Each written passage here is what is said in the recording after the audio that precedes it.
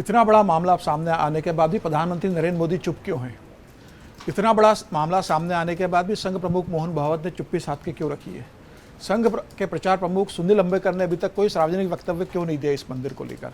एक बयान तो आना चाहिए था ना प्रधानमंत्री की तरफ से कि इतना बड़ा जो मामला चल रहा है। मोहन भागवत जी की तरफ से भी इसके लिए बयान आना चाहिए था इस चीज़ों को लेकर, क्योंकि हिंदू समाज से जुड़ा हुआ ये पूरा मामला है इसलिए लेकर। और अब 8 लोगों पर आपने एफआईआर दर्ज कर दी, 8 लोगों को आपने गिरफ्तार कर दिया। योगी आदित्यनाथ सबसे बड़ा सवाल है कि क्या इन 8 लोगों पर बुलडोजर चलेगा?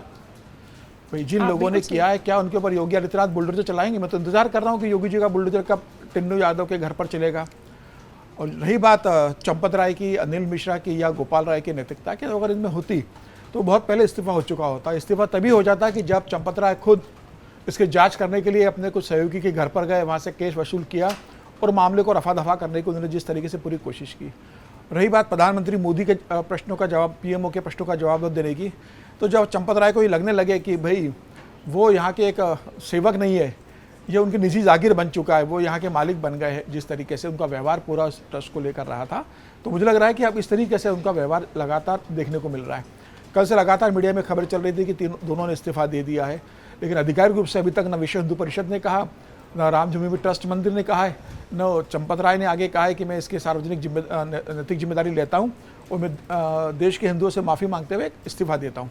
कोई बयान नहीं आया अभी, तो मुझे नहीं लग रहा कि अभी इस्तीफा हुआ कि नहीं। कोई ये कहने को तैयार नहीं कि हमने इस्तीफा मांगा है, कोई ये बताने को तैयार नहीं कि इस्तीफा नहीं मांगा है।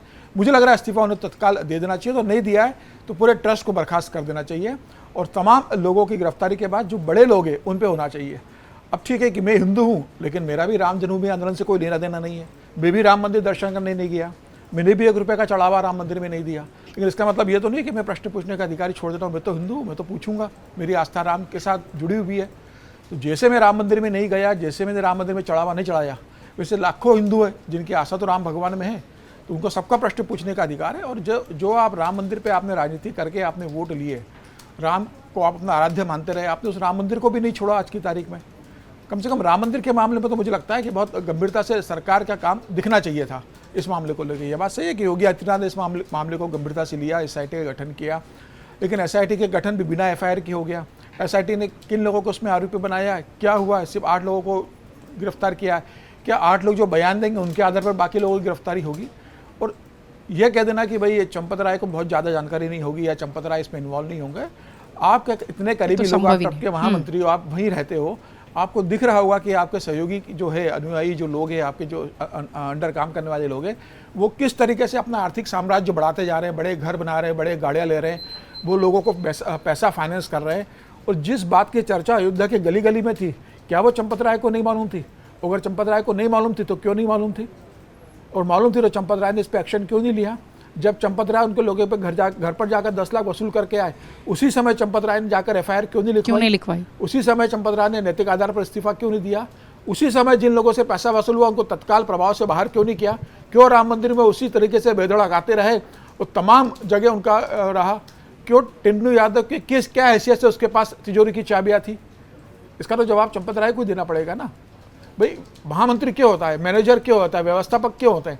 आपको उस ट्रस्ट की व्यवस्था की जिम्मेदारी दी है कि यहाँ जो भी होगा, यहाँ कोई अधर्म का काम ना हो, अनैतिक काम ना हो, कोई गलत काम ना हो, सब प्रभु राम के चरणों में सारी मर्यादा से जिम्मेदारी उनके पास, अब 20% अनिल मिश्रा के पास लोकल होने के बिल्कुल।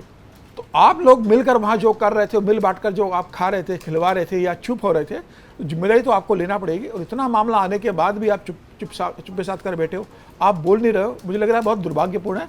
और इसमें मुझे लगता है कि प्रधानमंत्री मोदी को बयान जरूर, मेरी निजी राय है कि उनको बयान इस संदर्भ में आना चाहिए था, मोहन भागवत जी का इस संदर्भ में बयान आना चाहिए था। और अब मैं ये चाहता हूँ कि ट्रस्ट को तत्काल प्रभाव से भंग किया जाए। अगर आप ये वीडियो YouTube पर देख रहे हैं तो हमारे चैनल को सब्सक्राइब कर बेल आइकन दबाएं, और Facebook पर देख रहे हैं तो हमारे पेज को लाइक करें।